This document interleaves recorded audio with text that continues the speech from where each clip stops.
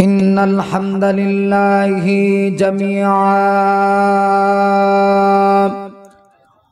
ثم الحمد لله نحمده ونستعينه ونستغفره ونؤمن به ونتوكل عليه ونعوذ بالله من شرور أنفسنا ومن سيئات أعمالنا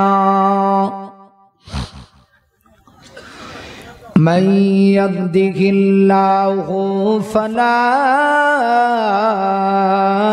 مضل له ومن يضلله فلا هادي له ونشهد أن لا إله إلا الله وحده لا شريك له ونشهد أن سيدنا وسندنا وشفيعنا وحبيبنا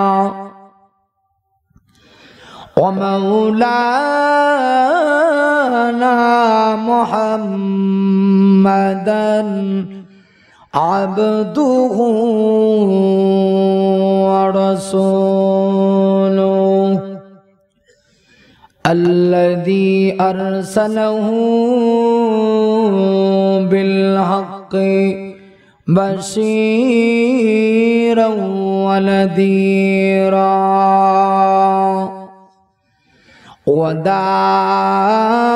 وداعيا إلى الله بإذنه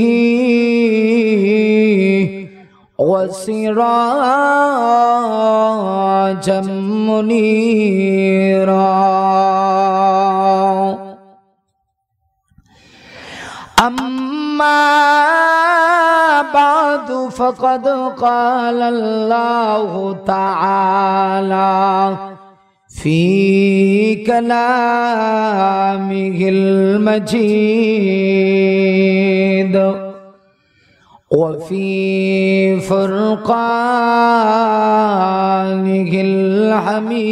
الحميد أعوذ بالله من الشيطان الرجيم بسم الله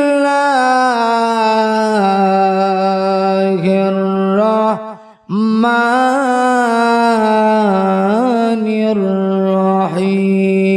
الرحيم لقد من الله على المؤمنين إذ بعث فيهم رسولا من أنفسهم يتلو عليهم آياته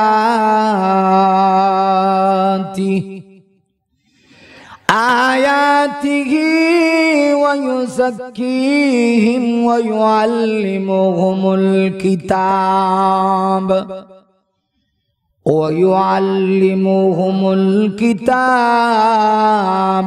والحكمة وإن كانوا من قبل لفي ضلال مبين آمنت بالله صدق الله العظيم وعن سيد الجن والبشر صلى الله عليه وسلم عليكم بمجالسة العلماء أو كما قال النبي عليه الصلاة والسلام प्राण कुले मोहब्बते दो जहानेर बादशाह सरवारे कायनात सय्यदुल मुरसलीन खातमुन नबिय्यीन रहमतल लिल आलमीन नबियुना मुहम्मदुर रसूलुल्लाह सल्लल्लाहु अलैहि वसल्लमेर उपरे पृथिवीर श्रेष्ठ दरूद जे दरूद नामाजेर मध्य स्थान पेয়েছে আমরা সকলেই পড়ি আল্লাহুম্মা সাল্লি আলা محمد وعلى آل محمد كما صليت على إبراهيم وعلى آل आवाज बरन इन्नका हमीदुम अल्लाहुम्मा बारिक अला मुहम्मदिन وعلى آل محمد كما باركت على إبراهيم وعلى آل إنك حميد مجيد بلغ العلا بكماله كشف الدجى حسنت جميع خصاله صلوا بلغ العلا بكماله كشف الدجى حسنت جميع خصاله صلوا عليه একটু জিকির পড়েন লা ইলাহা ইল্লাল্লাহ আওয়াজ বাড়ান লা ইলাহা আমার ভাইজান সকলে আওয়াজ করে লা ইলাহা আরেকটা আওয়াজ করে লা ইলাহা লা ইলাহা লা ইলাহা সুবহানাল্লাহ ওয়ালহামদুলিল্লাহ লা ইলাহা সুবহানাল্লাহ ওয়ালহামদুলিল্লাহ লা ইলাহা ইল্লাল্লাহ লা সুবহানাল্লাহ ওয়ালহামদুলিল্লাহ লা ইলাহা ইল্লাল্লাহ মুহাম্মাদুর রাসূলুল্লাহ সাল্লাল্লাহু আলাইহি ওয়াসাল্লাম। আলহামদুলিল্লাহ।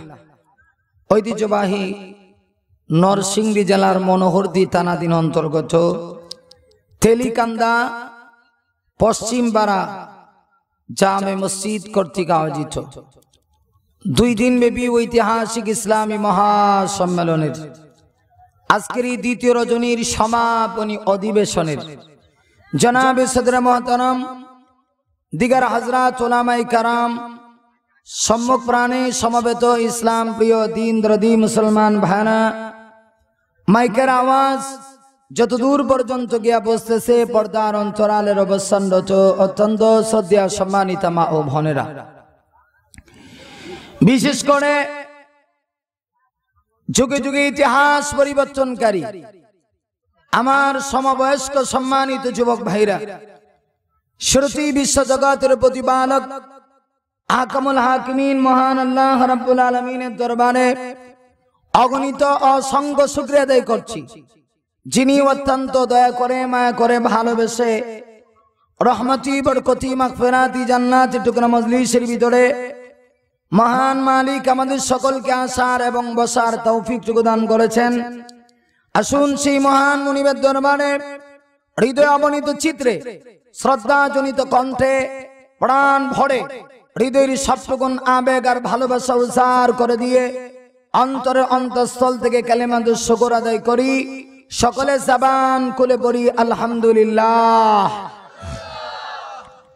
আমার ভাইরা, আমরা বড় ভাগ্যবান এ কারণে যে মহান আল্লাহ মুসলিম মিল্লাতের এক নাজুকপূর্ণ মুহূর্ত, যে মুহূর্তে গোটা পৃথিবীর মানচিত্রের ইতিহাস যদি আপনি আমি পর্যালোচনা করি তাহলে দেখতে পারবো ইসলাম এবং মুসলমানকে চিরতরে নির্মূল করে দেওয়ার জন্য আজ গোটা পৃথিবীতে পশ্চিমা শক্তিগুলি ঐক্যবদ্ধ হয়ে গেছে।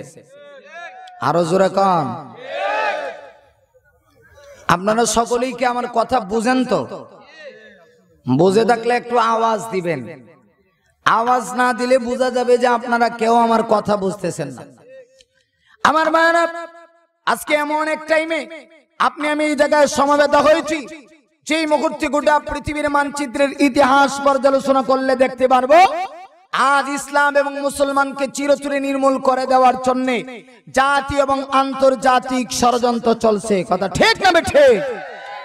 এমন এক টাইমে মহান আল্লাহ দুনিয়ার হাজারো ব্যস্ততাকে উপেক্ষা করে আজকের এই মাহফিলে আমাদের সকলকে আসার এবং বসার তৌফিকটুকু দান করেছেন।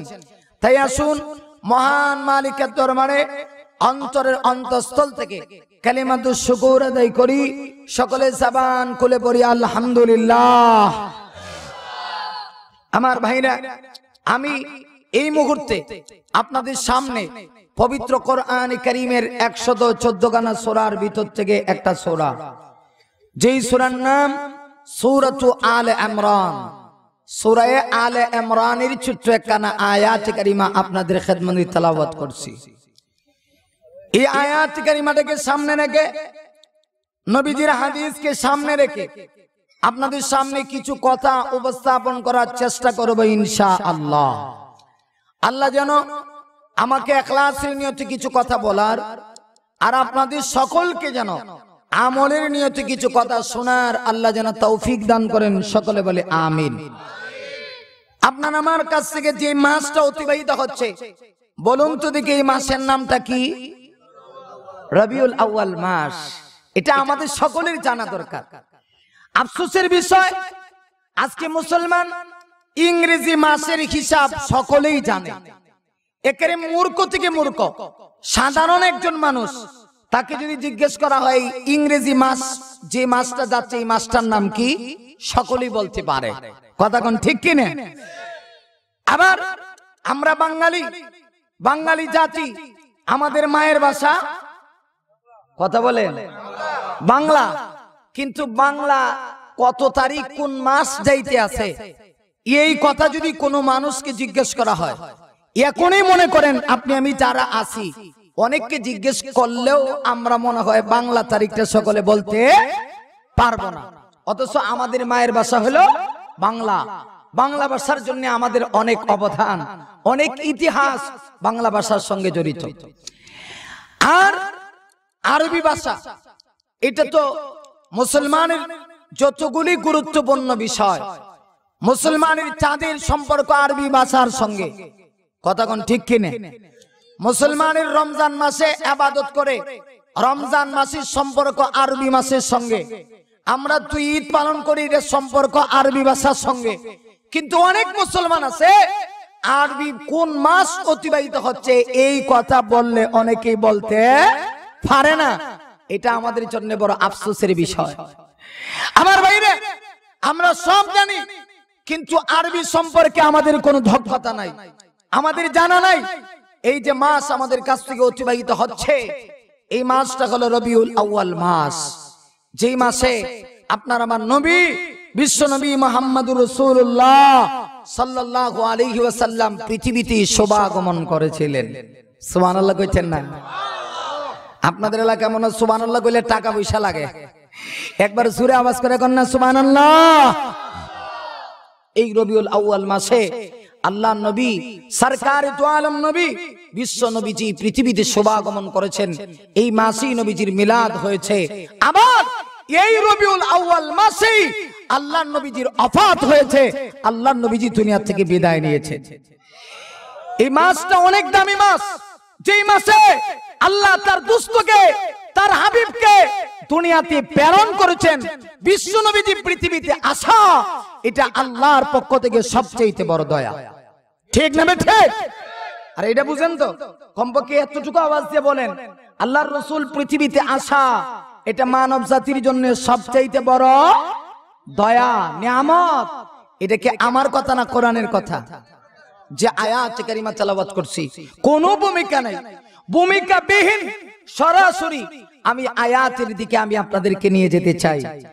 আল্লাহ রাব্বুল আলামিন আমার তেলাওয়াতকৃত সূরা আলে ইমরানের আয়াতের প্রথম অংশের ভিতরে আল্লাহ ফরমান, লাকাদ মান্নাল্লাহু আলাল মুমিনিন। আল্লাহ বলেন নিশ্চয়ই নিশ্চয়ই, দুইটা তাকিদ আল্লাহ ব্যবহার করেছেন। অবশ্যই অবশ্যই, লাম তাকিদ, কাদ তাকিদ। আল্লাহ বলেন নিশ্চয়ই নিশ্চয়ই, মান্নাল্লাহু আলাল মুমিনিন, আমি আল্লাহ মুমিনদের উপরে দয়া করেছি। সুবহানাল্লাহ কইতেন না? বলতেছে কে? আচ্ছা ভাই, আল্লাহর সঙ্গে কি কোনো দুশমনী আছে? যেইভাবে মাহফিল সাজায়া আল্লাহর নাম উচ্চারণ করেন, জানি না আল্লাহর পক্ষ থেকে আমাদের উপরে কতটুকু রহমত আসবে। আমরা তো কাহারও দুনিয়ার কোন রাজা বাদশার নাম নিচ্ছি না, নিচ্ছি আমাদের মালিকের নাম। এই জমিনের মালিক কে? আরেকটু আওয়াজ করে, আপনার আমার সৃষ্টিকর্তা কে? আসমানের মালিক কে? বিধান চলবে কার? আইন চলবে কার? বলতেছেন কে?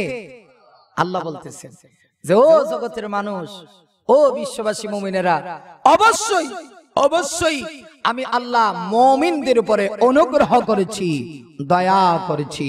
সুবহানাল্লাহ জোরে কোন? আমার কিভাবে আমার আল্লাহ দয়া করলেন? এই আয়াত কারিমার দ্বিতীয় অংশের ভিতরে আমার আল্লাহ ফরমান, ইদ বাসা ফীহিম রাসূলা। আল্লাহ বলেন আমি আল্লাহ আমার পক্ষ থেকে তাদের মধ্যে একজন রাসূল, পয়গম্বর প্রেরণ করে। ওই রাসূল কে? আপনার আমার নবী, বিশ্ব নবী মুহাম্মদুর রাসূলুল্লাহ সাল্লাল্লাহু আলাইহি ওয়াসাল্লাম। আল্লাহ বলে আমি আমার হাবিবকে প্রেরণ করে, আমি আমার রাসূলকে প্রেরণ করে পৃথিবীর সকল মানুষের উপরে সবচেয়ে বড় দয়া করছি। সুবহানাল্লাহ কইতেন না? এই কথা কি আপনার আমার বিশ্বাস হয় কি হয় না?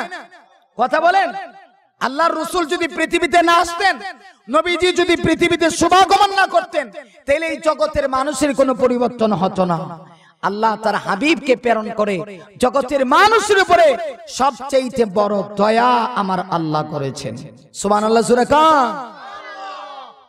আবার আল্লাহ বলতেছেন যে রাসূল, যে নবী আমি আল্লাহ তাদের মধ্যে প্রেরণ করে ইহসান করেছি, ওই রাসূল ওই নবীকে আল্লাহ চাইলে অন্য কোন জাতি বা গোত্র থেকে আল্লাহ প্রেরণ করতে পারতেন, কিন্তু না করে আল্লাহ বলেন মিন আনফুসিহিম, আমি আল্লাহ তাদের মধ্য থেকে তাদের মাঝে একজনকে পয়গম্বর বানায়া দুনিয়াতে প্রেরণ করছি।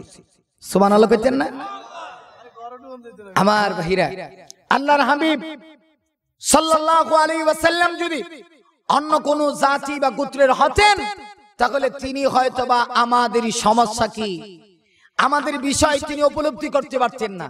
এই জন্য আল্লাহ বলে যে রাসূল পাঠায়া তোমাদের উপরে দয়া করলাম, এই রাসূল অন্য কোন জাতি বা গোত্র থেকে পাঠাই নাই, আমি আল্লাহ তোমাদের থেকেই তোমাদের মধ্যে একজনকে রাসূল বানায়া আমি আল্লাহ দুনিয়াতে প্রেরণ করে দিছি। আসলেন কেন? শান্তির সমাজ গঠনের জন্য। আমরা সকলেই শান্তি চাই কি চাই না? কথা বলেন, চাই কি চাই না? আজকে আমার একটু কথা বলতে কষ্ট হচ্ছে, এর কারণ হলো এটা আপনাদের সামনে বলি। গতকাল ময়মনসিংহে দুইটা প্রোগ্রাম করেছি, যে মাইক ছিল অত্যন্ত খারাপ, দুটা জায়গায় মাইক খারাপ। আজকে যদি আপনাদের মাইক ভালো না হইতো, আমার মনে হয় আমার কথা বলার এই শক্তি ছিল না। আলহামদুলিল্লাহ মাইকটা অনেক ভালো, মোটামুটি শরীরের যে গতি, একটুকু কথা বলার যোগ্যতা নাই, কিন্তু দাওয়াত রেখে যদি দাওয়াত মিস হয়, কি বলেন? লোকেরা বলবে বক্তা দাওয়াত রেখে আসে না, কেন আসলো না? শুধু এই কারণে আমি এসেছি। তবে আপনারা মনোযোগ দিয়ে শুনতে থাকলে আশা করা যায় খুব সুরসার দিয়ে কথা না পড়লেও কোরআন হাদিস এবং পয়েন্ট ভিত্তিক কিছু কথা আপনাদের সামনে তুলে ধরার চেষ্টা করব ইনশাআল্লাহ। বাবাজি কথা কয়েন।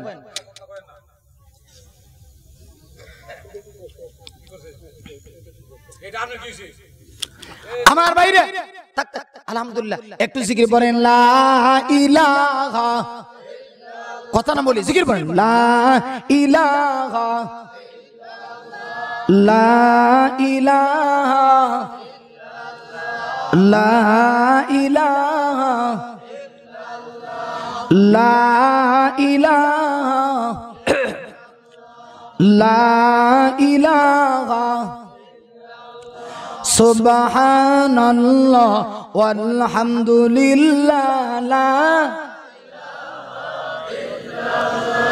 সুবহানাল্লাহ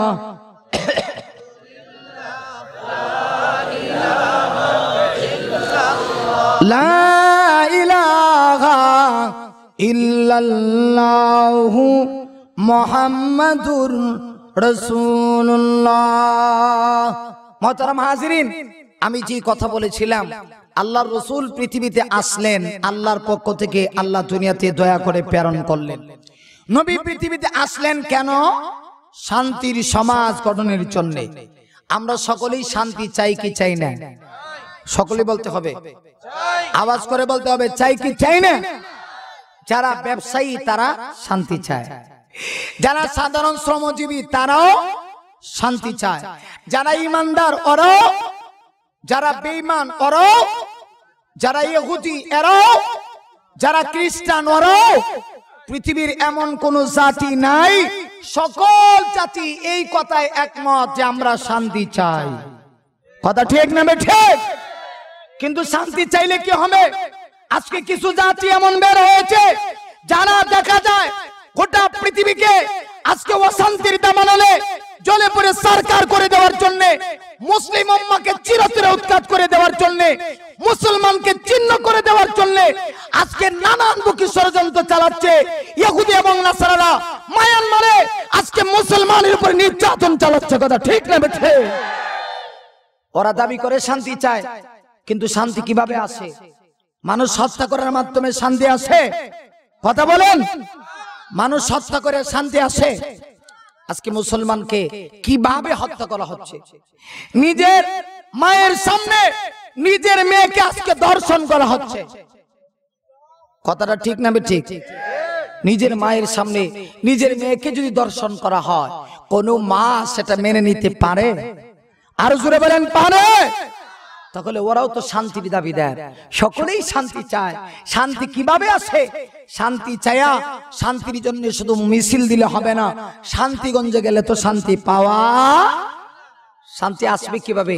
আল্লাহ কোরআনের ভিতরে আমার তেলাওয়াতকৃত আয়াতের মধ্যে আল্লাহ 4টা প্রেসক্রিপশন দিয়েছেন, 4টা থিওরি দিয়েছেন, 4টা মূলনীতি আল্লাহ দিয়েছেন।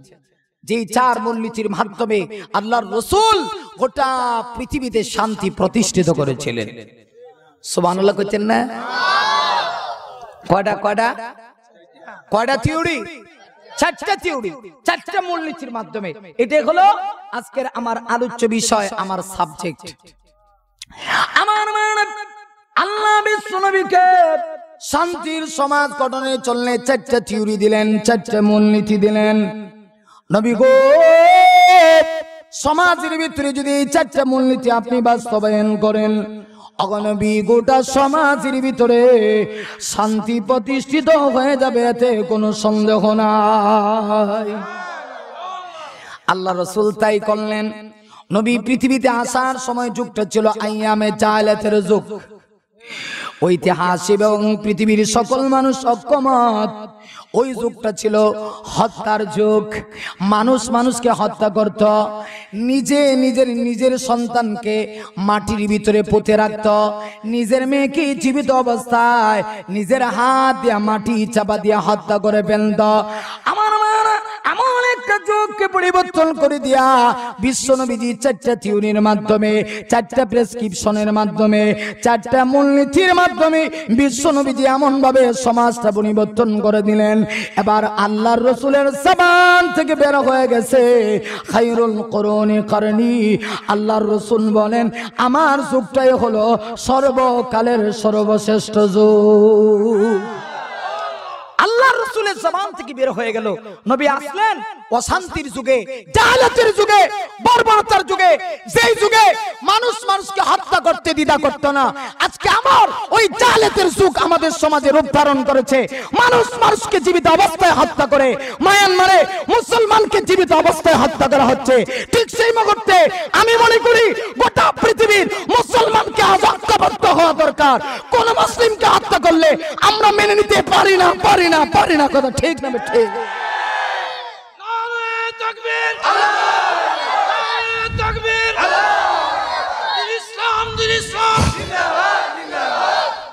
আল্লাহ কবুল করুক, সকলে বলে আমিন। আজকে সেই জাহেলাতের যুগ আবার রূপ ধারণ করছে। এখন আর মুসলমানকে মাইর করার টাইম নেই, টুপি নিয়ে মাইর করা যাবে না। এখন মুসলমানকে ঐক্যবদ্ধ হতে হবে। কথা বলেন না কেন? দাওয়াত দিয়েছেন যুবক বক্তা আর আওয়াজ দেন মুরব্বীদের মতো। এটা কি হয়? এটা আওয়াজ দেওয়া তো দরকার। আমার মাইরে একটু যদি আওয়াজই না দেন, ঈমান নিয়ে কিভাবে বাঁচবে? কারণ ঈমানের তো 12টা বাঁচতে আছে। ঠিক না? ঠিক। তাহলে এই বর্বর যুগ নিজে নিজের মেয়েকে যারা মাটির ভিতরে পুঁতে রাখতো, হত্যা করতে এদের কাছে কোনো হত্যা করাটা অপরাধী ছিল না। এই যুগটাকে পরিবর্তন করে আল্লাহর রাসূল একটা শান্তির যুগ তাদেরকে উপহার দিলেন। এই শান্তির যুগটা উপহার দিলেন কয়টা মূলনীতি? আরো জোরে স্মরণ থাকবো? 4টা মূলনীতি স্মরণ থাকবো? মোহতারাম হাজিরিন, স্মরণ তো আমাদের থাকে না। আজকাল তো আমরা ওয়াজ শুনি না, খালি আওয়াজ শুনি, বক্তার কণ্ঠ ভালো কিনা। সকালবেলা যদি জিজ্ঞেস করা হয় বক্তা কেমন ওয়াজ করছে, দিছে এক টান। কি দিছে একটা টান। যদি জিজ্ঞেস করা হয় টান দিয়ে কি বলছে, অনেকে আছে টান তো কানে শুনছিলাম, কি যে কইছে এটা তো বুঝি নাই। কথা কোন ঠিক কিনা? আমি প্রায় সময় উদাহরণ দিয়ে থাকি। এক ব্যক্তি সৌদি আরবে 12 বছর ছিল। কত বছর? 12 বছর থাকিয়া আয়া মাওই সাহেবের বাড়িতে গেছে। মাওই সাহেব চিনেন তো? পুত্রা গেছে মাওই সাহেবের বাড়িতে। মাওই সাহেব মনে মনে ভাবছে পুত্রা মনে হয় বড় আলেম হয়ে বাড়িতে এসে। কারণ সৌদি আরবের মানুষেরা লম্বা টুপি লাগায়, লম্বা পাঞ্জাবি লাগায়, লম্বা কুর্তা লাগায়। আপনারা কি বলেন, লম্বা টুপি আর পাঞ্জাবি লাগাইলে কি বড় আলেম হওয়া যায় না? ভিতরে এলেম থাকতে হয়, এলেম থাকতে হয়। ভিতরে যদি এলেম না থাকে, লম্বা টুপি লাগায়া লম্বা পাঞ্জাবি লাগায়া তো আলেম হওয়া। বেচারা 12 বছর সৌদি আরব থেকে মাওই সাহেবের বাড়িতে গেছে। মাওই সাহেব মনে মনে ভাবছে পুত্রা মনে হয় বড় আলেম হয়ে বাড়িতে এসে। এখন মাওই সাহেব কয় পুত্রা একটু ওয়াজ করন লাগবে। মাওই সাহেব যখন এই কথা কইছে, পুত্রা কয় মাওই সাহেব আল্লাহর হস্তে মাফ চাই। এই কথা আমারে কয়েন না, কারণ এটা সৌদি আরবের লেবাস, সৌদি আরবের পোশাক। আসলে আমি আলেম না, ভিতরে আমার এলেম নাই, কোরআন হাদিসের যুগ কথা আমার নাই। আগের যুগের মহিলা তো সোজা ছিল, আর এখনকার যুগের মহিলারা সোজা। হ্যাঁ, কথা কয় না, কারে বুঝাই? আপনারা বুঝেন না?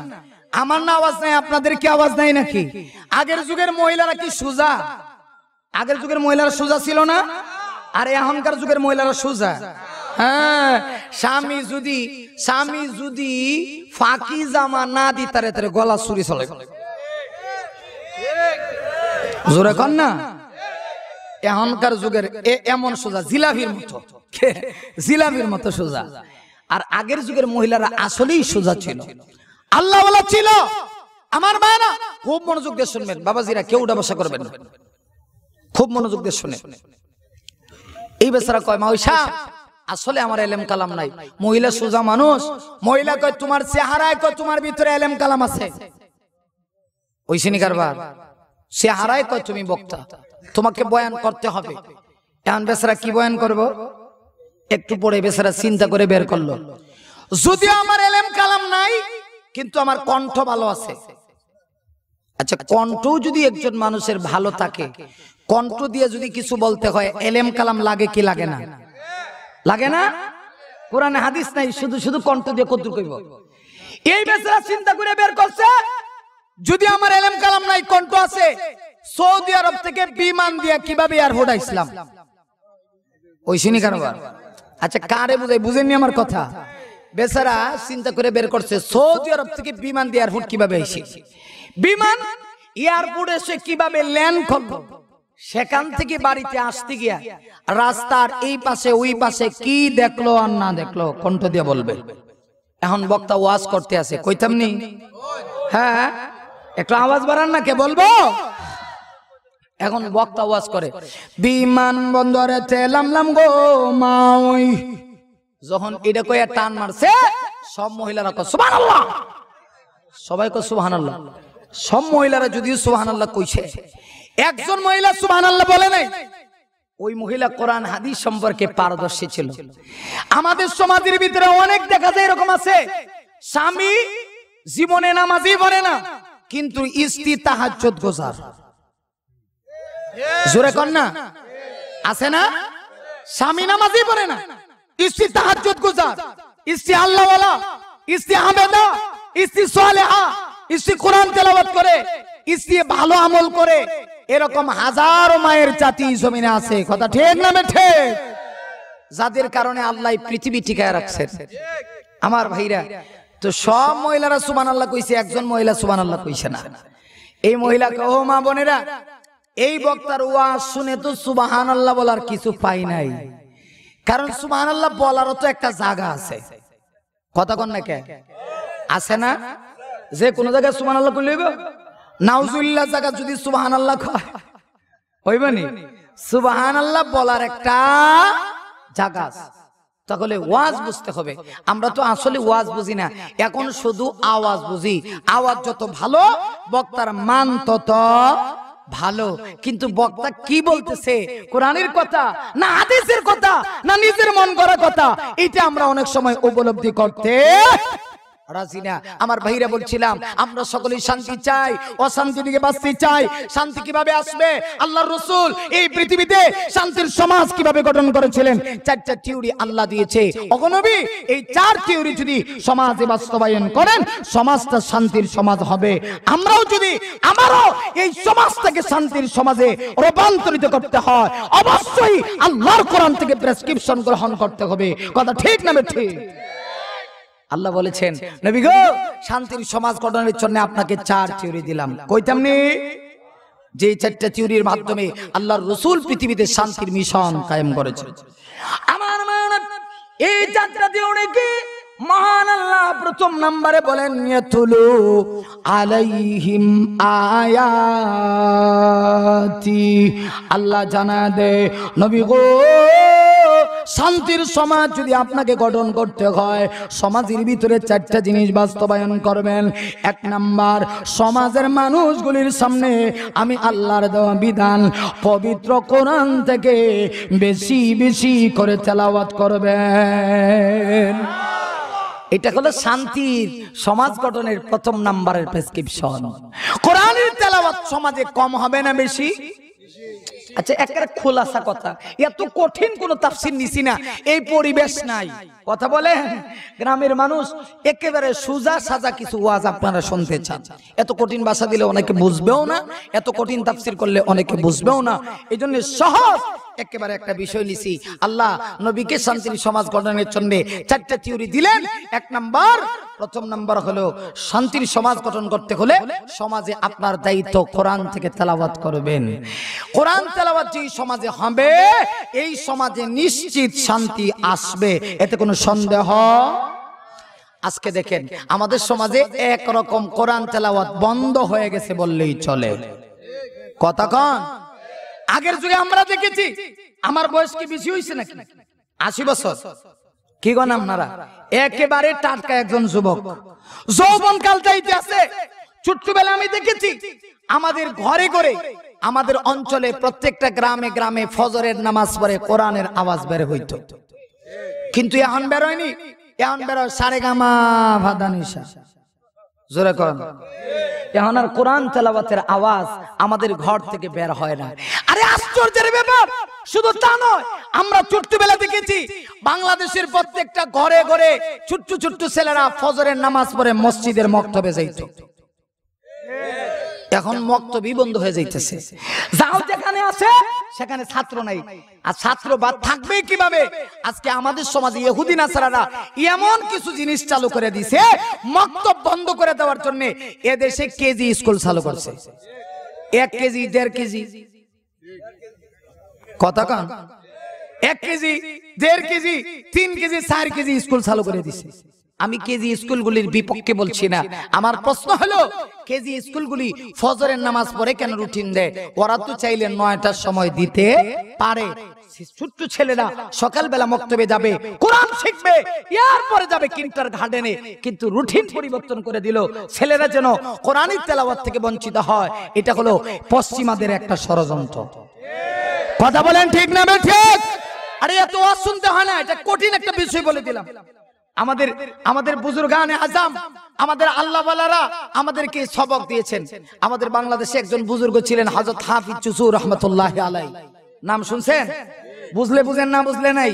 হাফিজ জুসুর রাহমাতুল্লাহি আলাইহি তিনি বহুত বড় আল্লাহওয়ালা ছিলেন। তিনি একবার, আমাদের মুরব্বীরা বয়ান করছে, তিনি একবার নির্বাচনে দাঁড়াইছেন প্রেসিডেন্টে। কথা বুঝছেন? বট গাছ। আলহামদুলিল্লাহ, এই যে আমার সামনে মুরব্বী আছে, আমার বাবার বয়সী, উনি বলতে পারবে। আমার ভাইরা, তিনি একবার প্রেসিডেন্টে দাঁড়াইছেন বট গাছ মার্কা। তো নির্বাচনে যদি কেউ দাঁড়ায়, প্রেসিডেন্টে তো অনেক কিছু ওয়াদা করে, আরে প্রেসিডেন্ট বাদ দেন, সাধারণ চেয়ারম্যানই অনেক কিছু ওয়াদা করে। কথা বলেন, চেয়ারম্যান কয় শব্দ মিললে? এই দুইটা, একটা হলো চেয়ার, একটা কথা কয় না, একটা চেয়ার একটা ম্যান। চেয়ার শব্দের সহজ বাংলা হলো কেদারা, ম্যান মানে হলো মানুষ। দুই শব্দ যখন একত্রিত হইলো তার নাম কি? তাহলে আমি একজন ম্যান, একটা চেয়ারে বসছি, আপনারা কি আমার চেয়ারম্যান কইবেন? আগে না কইলেন দুই শব্দ একত্রিত হলে চেয়ারম্যান। আসলে বিষয়টা এরকম, জনগণ যাকে আম মার্কা, আপেল মার্কা, পেপে মার্কায় ভোট দিয়া ইউনিয়ন অফিসের ভিতরে একটা চেয়ার আছে, ওই চেয়ারে যাকে বসাবে তার নাম হইলো চেয়ার। এই জন্য দেখবেন 5 বছর পরে চেয়ার এক জায়গা, মেন আর এক জায়গা। কথা কন না কে? 5 বছর পরে চেয়ার এক জায়গায়, মেন আর এক জায়গায়। তো আমাদের দেশে আপনাদের এলাকার কাউকে টার্গেট করে নয়, কারণ আমি তো জিন্দেগি তো আপনাদের এলাকা আসে নাই। কাউকে টার্গেট করে আমার কোনো বক্তব্য না, কোরআন হাদিসের কথা বোঝাই থেকে বলছি।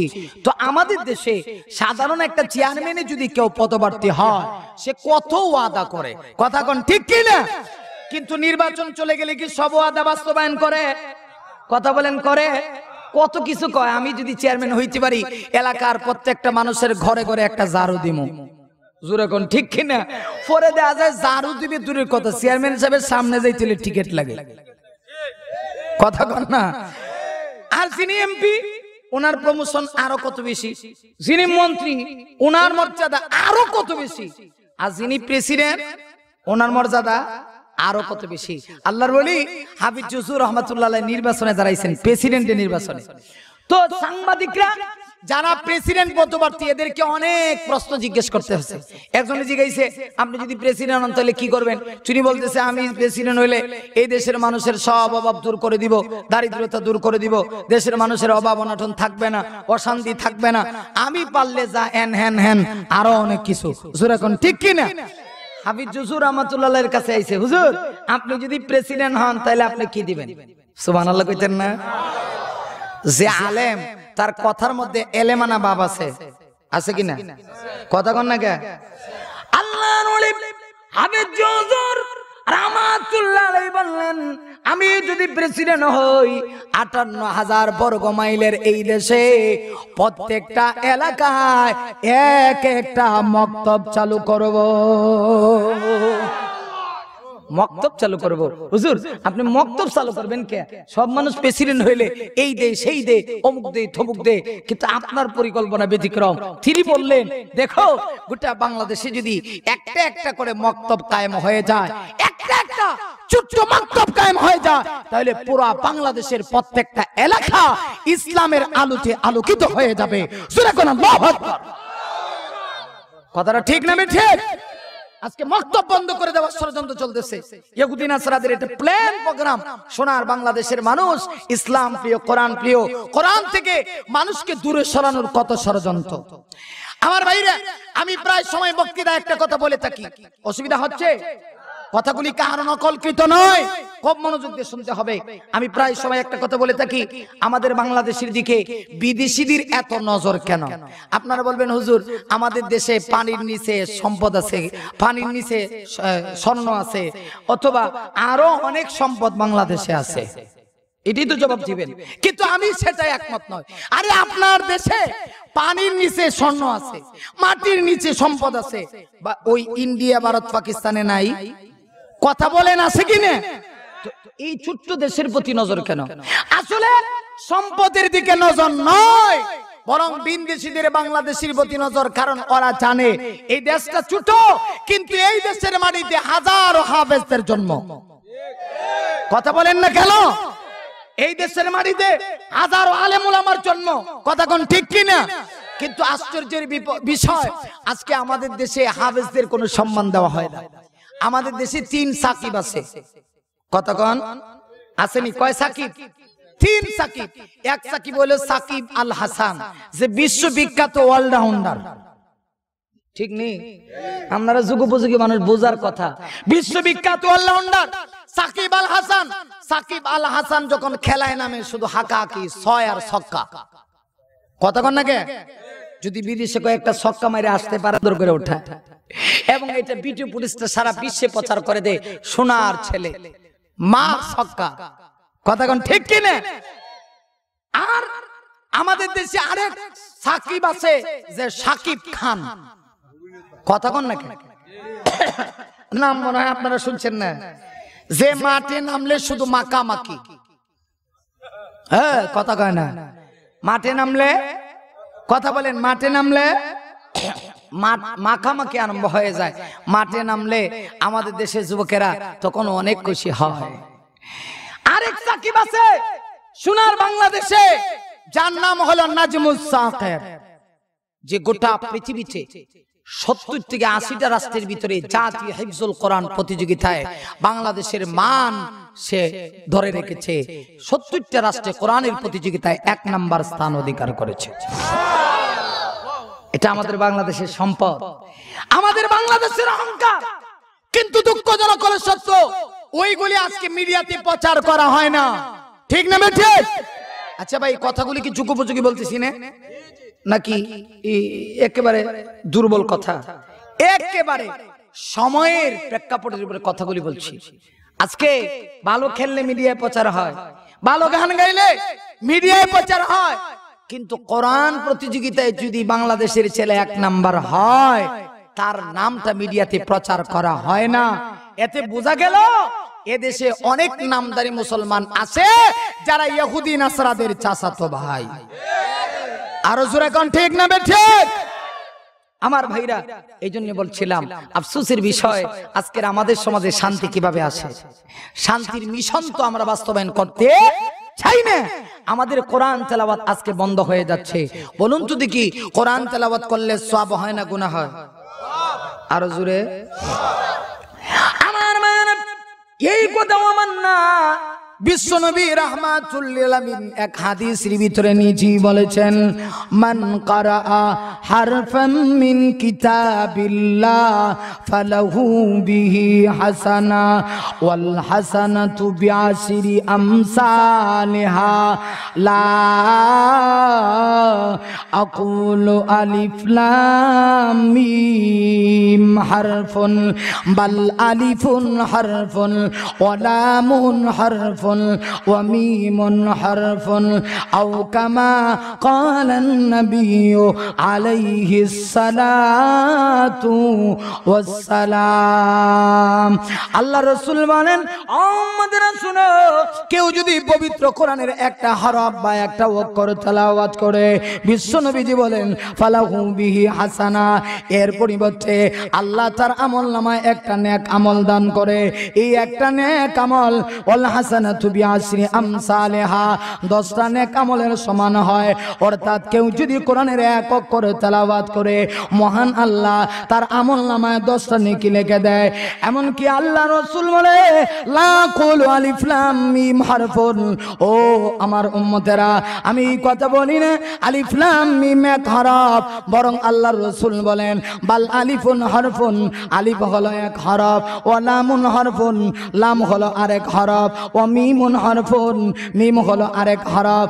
আল্লাহর রাসূল এজন্য বলেন কেউ যদি একসঙ্গে 3টা অক্ষর তেলাওয়াত করে আলিফ লাম মিম তেলাওয়াত করে, রাসূল বলেন তেলাওয়াত করতে দেরি হবে, মহান আল্লাহ আমলনামায় 30টা নেকি লিখতে দেরি হবে না। আমার মানা তাহলে বোঝা গেল কোরআন তেলাওয়াত করলে সওয়াব হয়, কোরআন তেলাওয়াত করলে সমাজের মধ্যে শান্তি আসে। এজন্য প্রতি বছর ঘুরে রমজান মাস যখন আসে, রমজান মাসে আমাদের সমাজের শান্তি বেশি না কম? কথা বলেন। হায় হায়, আপনারা যেই পরিবেশ দেন, যেইভাবে আপনারা উঠা বসা করেন, এইভাবে তো কথা বলা অনেক কষ্ট। আমি শুধু আপনাদের জন্য দোয়া করি, আল্লাহ আল্লাহ আমার ভাইগুলিকে তুমি হেদায়েত দান করো, সকলে বলে আমিন। রমজান মাসে আমাদের সমাজে শান্তি বেশি থাকে না অশান্তি থাকে? শান্তি বেশি থাকে। কেন? রমজান মাসে সকলেই কোরআন তেলাওয়াত কম করে না বেশি করে? বেশি করে। এই জন্য রমজানুল মুবারকে আমাদের দেশে শান্তি বেশি থাকে। সারা দিন রোজা রাখছে, এরপরেও দেখা যায় মিষ্টি মাখা চেহারা। সুবহানাল্লাহ কইতেন না? কি চেহারা? মিষ্টি মাখা চেহারা। মিষ্টি মাখা চেহারা, চেহারার মধ্যে আলাদা একটা নূর চমকাইতে আছে। কেন? রোজা রাখছে, আল্লাহর কালাম পড়তে আছে। এই জন্য রমজান মাসে চেহারার মধ্যে একটা আলোক উজ্জ্বল চেহারা দেখা যায়। কোরআনের বরকতে রমজান মাসে আমাদের সমাজে আল্লাহর পক্ষ থেকে যেহেতু কোরআন নাজিলের মাস, এই জন্য রমজানে বেশি বেশি রহমত নাজিল হয়। তাইলে আমার ভাইরা, শান্তির সমাজ গঠন করতে হলে আল্লাহ 4টে মূলনীতি দিয়েছে। 1 নাম্বার, সমাজের ভিতরে বেশি বেশি করে কোরআন থেকে তেলাওয়াত করতে হবে। কথা ঠিক না ঠিক? 2 নাম্বারটা বলবো, জোরে বলেন, আরো আওয়াজ করে বলেন, বলবো। আমার আল্লাহ রাব্বুল আলামিন পবিত্র কোরআনে কারীমের ভিতরে নবীকে শান্তির সমাজ গঠনের জন্য 4টে থিওরি দিলেন, 4টে মূলনীতি দিলেন, 4টা প্রেসক্রিপশন দিলেন। 2 নাম্বার হলো আল্লাহ বলেন ওয়ায়ুযাক্কিহিম, নবী গো শান্তির সমাজ যদি গঠন করতে হয় আপনাকে 2 নাম্বার দিলাম। সমাজের মানুষের আত্মশুদ্ধি কিভাবে হয়, আত্মা কিভাবে ঠিক হয়, অন্তর কিভাবে পরিষ্কার হয়, তার জন্য আপনাকে ফিকির করতে হবে। কারণ একজন মানুষের আত্মা যদি ভালো হয় পুরা দেহটাই ভালো হবে। কথা ঠিক কিনা? একজন মানুষের আত্মা যদি ভালো হয় পুরা দেহটাই ভালো, আর আত্মা যদি ভালো না হয় পুরা দেহটাই খারাপ। কথা ঠিক কিনা? আত্মা ঠিক করতে হবে। আল্লাহ নবীকে শান্তির সমাজ গঠনের জন্য 4টা থিওরি দিলেন। 2 নাম্বার হলো ওয়ায়ুযাক্কিহিম, ও নবী সমাজের মানুষের আত্মশুদ্ধি কিভাবে হয়, আত্মার ফিকির আপনাকে করতে হবে, মানুষের আত্মা কিভাবে ঠিক হয়। আল্লাহ কোরআনের অন্য আয়াতের ভিতরে জানায় দিয়েছেন কাদ আফলাহা মান তাযাক্কা, নিশ্চয়ই সফল কাম হয়েছে ওই ব্যক্তি যে তার নিজের নফসকে ঠিক করতে পেরেছে, আত্মাকে ঠিক করতে পেরেছে। যার আত্মা যত ভালো আল্লাহর কাছে তার মর্যাদা তত বেশি। আমার ভাইরা লক্ষ্য করে দেখুন, আমাদের বুজুর্গানে আজম প্রমাণ করে দিয়েছেন যত বড় বড় বুজুর্গ ছিলেন তাদের আত্মা ভালো ছিল, নফস ভালো ছিল, অন্তর পরিষ্কার ছিল, বিদায় তাদের প্রমোশন হয়েছে, তাদের মর্যাদা বেড়েছে, ইজ্জত বেড়েছে। আমার ভাইরা একটা দৃষ্টান্ত দিয়ে বুঝাই। সাহাবায়ে কেরাম যখন তাদের আত্মাকে পরিষ্কার করেছেন, অন্তরকে পরিষ্কার করেছেন, তখন সাহাবীদের মর্যাদা বাড়ছে না কমছে? কেমন বাড়ছে? লক্ষ্য করে দেখেন, আল্লাহর রাসূল যখন দুনিয়া থেকে বিদায় নিয়ে গেলেন, নবীজির যুগ নয়, আল্লাহর রাসূল চলে যাওয়ার পরে যুগটা ছিল হযরতে আবু বকরের যুগ। কথা ঠিক কি না? খোলাফায়ে রাশিদিন 4 জন খলিফা একের পর এক মুসলিম জাহানের খলিফা হয়েছিলেন। সর্বপ্রথম মুসলমানদের খলিফা হয়েছিলেন হযরতে আবু বকর সিদ্দিক রাদিয়াল্লাহু তাআলার যুগ চলে গেল। আবু বকরের পরে মুসলিম জাহানের খলিফা হইলেন কে? হযরত, জোরে বলেন, হযরত ওমর। হযরত ওমর তো এত বড় খলিফা ছিলেন যার আঙ্গুলের ইশারায় तमाम পৃথিবীর অর্ধেকটা পৃথিবী পরিচালিত হইতো। সুবহানাল্লাহ।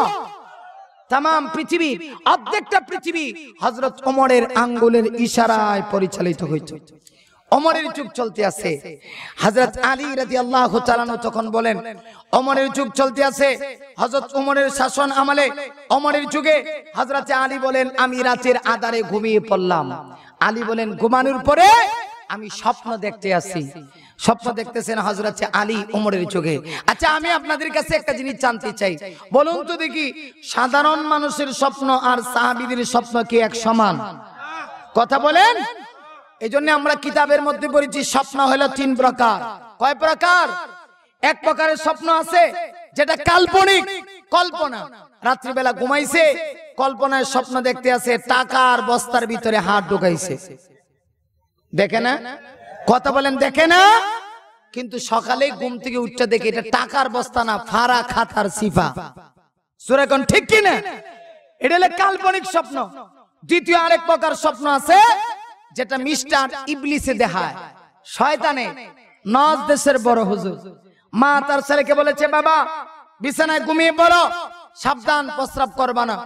বিছানা খুব কষ্ট করে পরিষ্কার করে দিয়েছি, চাদর পরিষ্কার করে দিয়েছি, সাবধান প্রস্রাব করো না। কিন্তু মা এই কথা বলে সন্তানকে ঘুমের মধ্যে রেখে দেয়। সন্তান ঘুমিয়ে পড়ে শয়তান এসে রাত্রিবেলা সন্তানকে বলে এইটাই হলো তোমার প্রস্রাবখানা। শয়তানে দুকায় পড়ে সন্তান আগের দিন প্রস্রাব করতে 100 টাকা, আজকে করে 200 টাকা। জোরে কোন ঠিক কি না? এটা মিস্টার ইবলিসে দেখায়। আরেক প্রকারের স্বপ্ন আছে যেটা রহমানি, খোদা প্রদত্ত, মহান আল্লাহর পক্ষ থেকে যে স্বপ্ন দেখানো হয়। হাদিস শরীফে আল্লাহ রাসূল তার সূরত বর্ণনা করেছে। রাতের শেষ ভাগে দেখতে হবে, তাহাজ্জুদের নামাজে দেখতে হবে, ডান করাতে ঘুমানো অবস্থায় দেখতে হবে। ওই অবস্থায় যদি কোনো মানুষ কোনো স্বপ্ন দেখে আশা করা যায় তার স্বপ্নটা বাস্তবিক হওয়ার সম্ভাবনা আছে। তাইলে বোঝা গেল মুমিন যে স্বপ্ন দেখে সব স্বপ্ন বাস্তবিক হবে এটা বলা যেতে পারে না। সব স্বপ্ন বাস্তব হতে পারে না। মুমিনের স্বপ্ন, সাধারণ মুমিনের স্বপ্ন আর ওলির স্বপ্ন এক সমান নয়। কথা ঠিক কি না?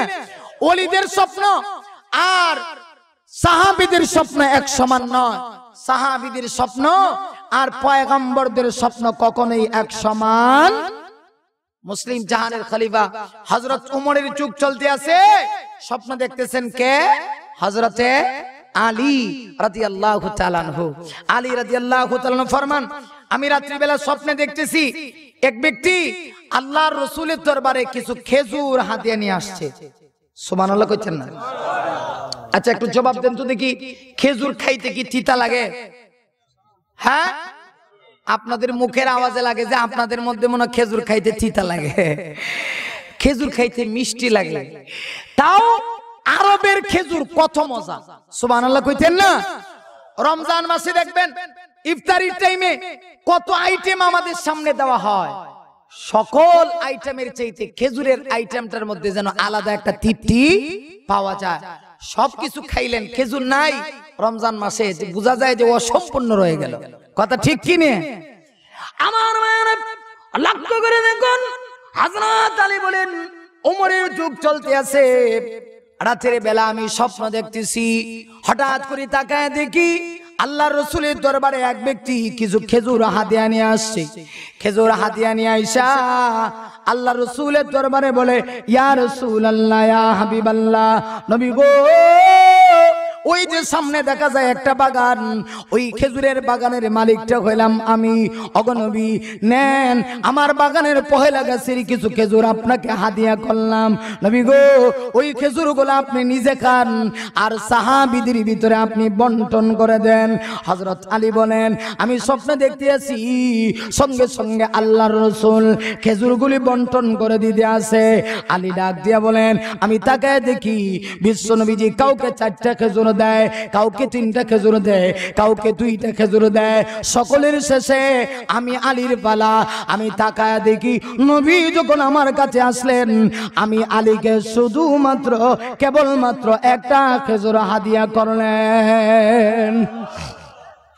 আমার হযরত আলী রাদিয়াল্লাহু তাআলা ফরমান, এই মুহূর্তে আমি আবার দ্রুত গতিতে খেজুরটা খেয়ে ফেললাম। খেজুরটা খেয়ে আল্লাহর রাসূলকে বললাম, ইয়া রাসূলুল্লাহ, ইয়া হাবিবাল্লাহ, নবী গো, সকলকে চারটা, তিনটা, দুইটা এইভাবে করে খেজুর বন্টন করলেন। আমি কি দোষ করলাম, আমাকে যে একটা খেজুর দিলেন? আল্লাহ রাসূল লাগ দিয়ে বলে, ওরে আলী, তোমার জন্য একটা খেজুর, তুমি সবর করো।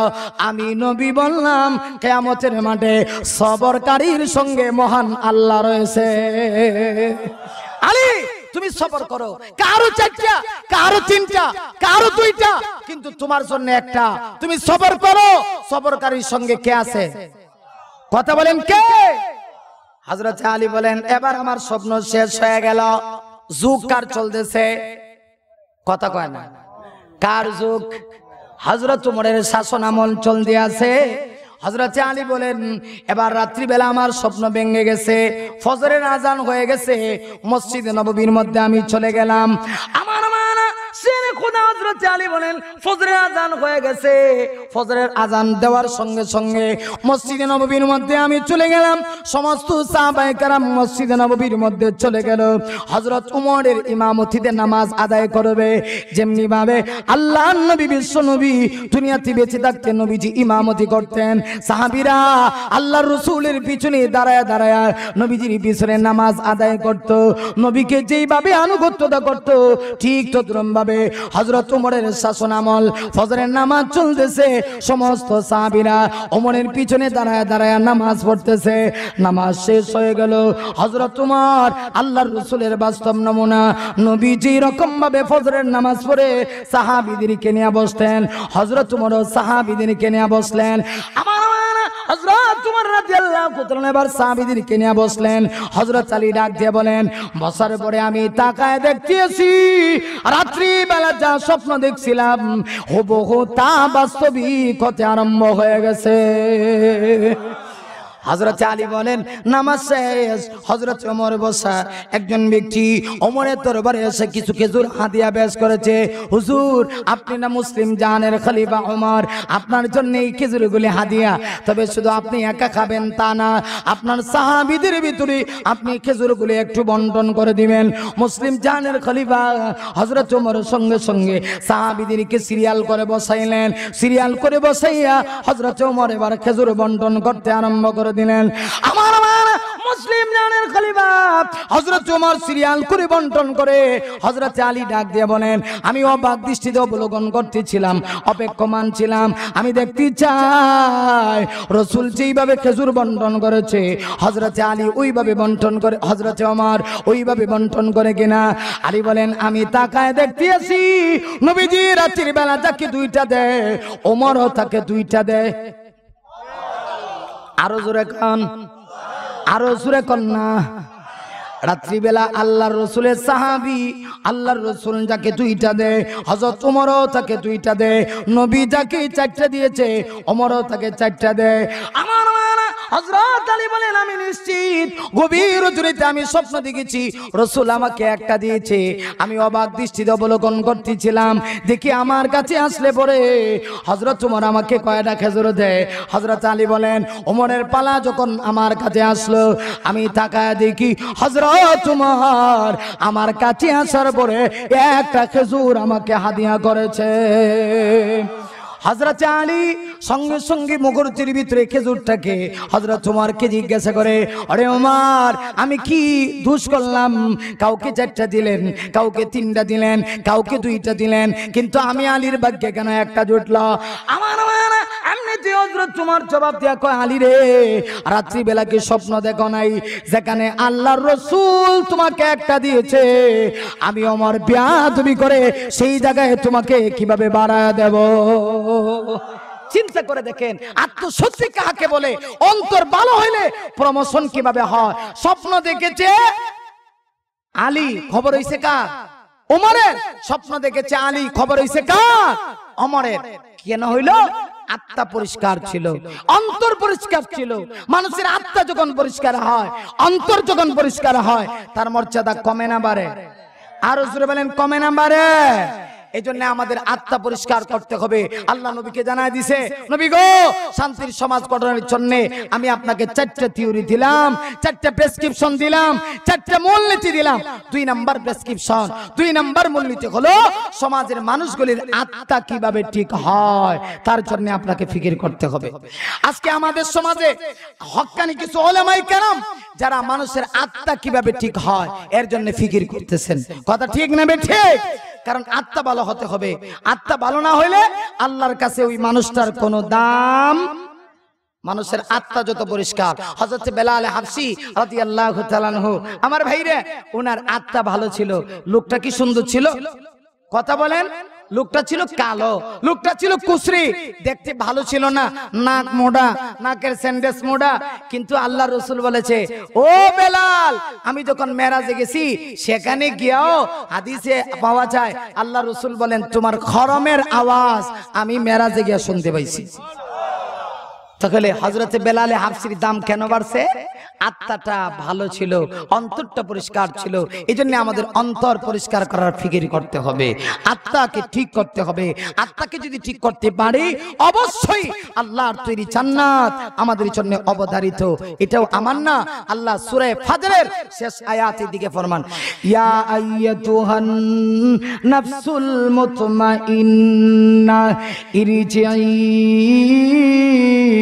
ইলা রাব্বিকি রাদিয়াতাম মারদিয়া ফাদখুলি ফি ইবাদি ওয়াদখুলি জান্নাতি।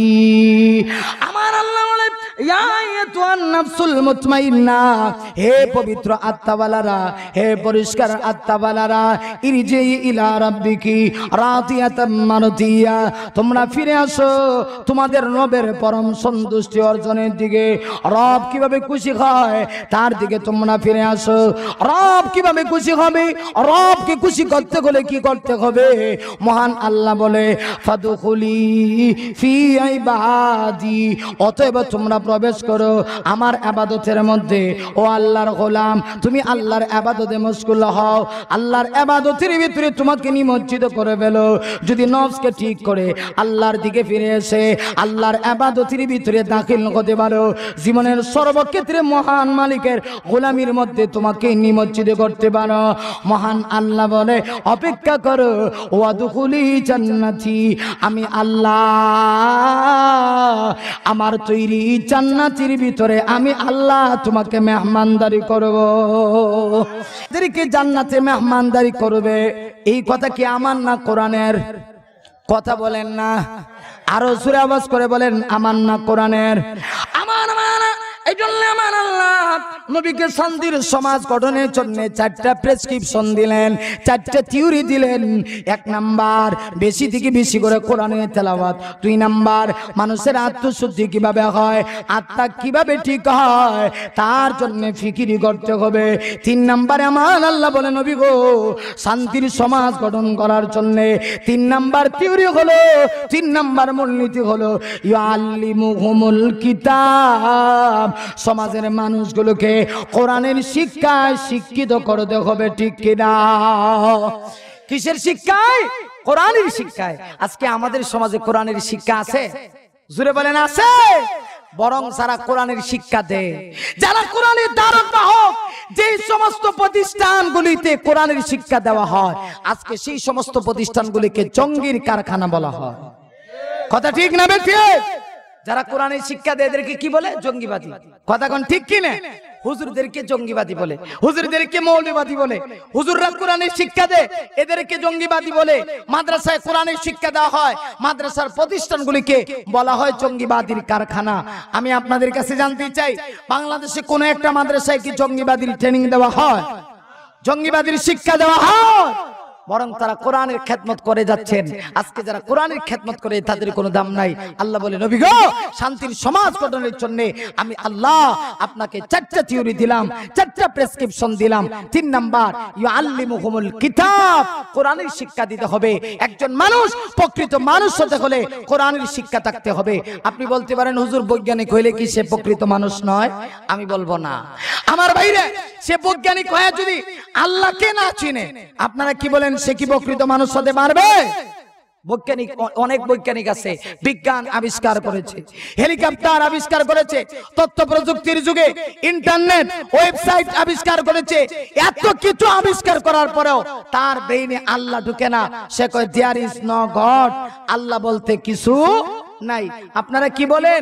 যেই শিক্ষায় সে আল্লাহকে চিনতে পারলো না, যেই শিক্ষায় সে ইসলাম জানতে পারলো না, যেই শিক্ষায় সে জাহান্নামের আগুন থেকে বাঁচতে পারলো না, বোঝা গেল সে আসলে মানুষ নামে মানুষ, প্রকৃতপক্ষে সে মানুষ হতে পারে না। আল্লাহ নবীকে শান্তির সমাজ গঠনের জন্য 4টা থিওরি দিলেন। 3 নাম্বার ইউআল্লিমুহুমুল কিতাব আইয়ুআল্লিমুহুমুল কোরআন, কোরআনের শিক্ষা সমাজের মানুষগুলোকে বেশি বেশি করে দিতে হবে। আর আল্লাহর রাসূল হাদিসের মধ্যে বলেছেন খায়রুকুম মান তাআল্লামাল কোরআনা ওয়া আল্লামা। আল্লাহর রাসূল বলেন তোমাদের ভিতরে সবচেয়ে শ্রেষ্ঠ ওই ব্যক্তি যে নিজে কোরআন শিখে অন্যকে কোরআন শিক্ষা দেয়। শান্তির সমাজ গঠনের থিওরি কয়টা? 4টা। 3 নাম্বার কোরআনের শিক্ষা, 4 নাম্বার ওয়াল হিকমা, হিকমত তথা কৌশলগত জ্ঞান, কৌশলগত জ্ঞানের সবক সমাজের মানুষগুলিকে দিতে হবে। হিকমতের বিভিন্ন অর্থ হতে পারে, একটা অর্থ হলো সুন্নাত, কোরআন সুন্নাত ছাড়া আপনারা কি বলেন সমাজের ভিতরে শান্তি প্রতিষ্ঠিত করা যাবে?